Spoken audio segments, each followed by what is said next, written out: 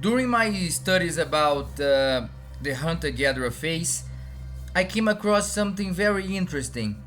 I came across the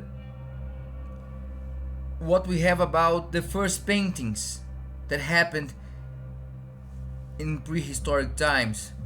That is uh, around 50 and 60,000 years ago. The Homo sapiens was going through what the archaeology calls as the cognitive revolution, and that revolution happened approximately from 70,000 years ago through 40,000 years ago, 30,000 years ago, and during that time, the Homo sapiens went through big changes regarding their psyche and how they interacted with reality. That is, the hunter-gatherers, they began to express themselves in a more intense way. That is, more intensely. That is, we can see the manifestation of some artworks, the social gatherings getting more complex. You know what I mean? But what got my attention? What would be the ancient drawings on stone, and mostly those drawings, they brought to light human figures, animal figures, because the hunter-gatherer was dealing with a planet raw, with a raw planet, and these Homo sapiens, they would interact with the other lives, with the other beings.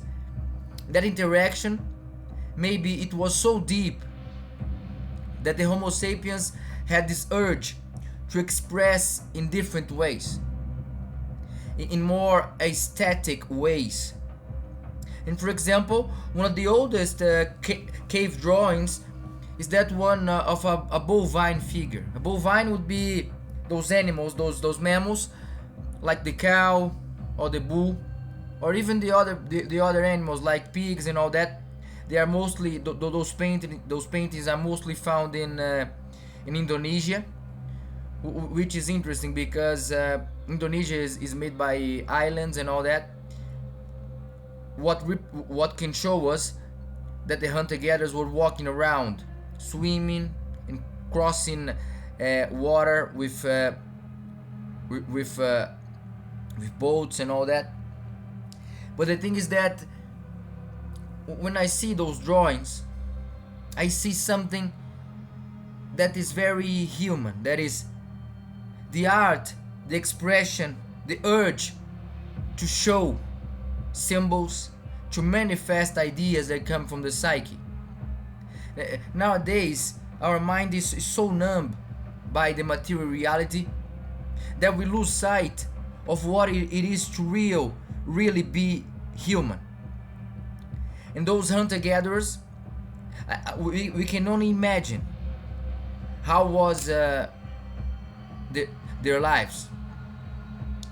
It is amazing to think about that, because when I came across those drawings, what immediately came to my mind was the fact that I'm still painting on this day,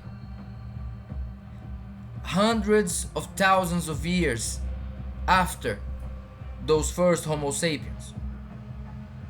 And in some way, I am carrying that same message.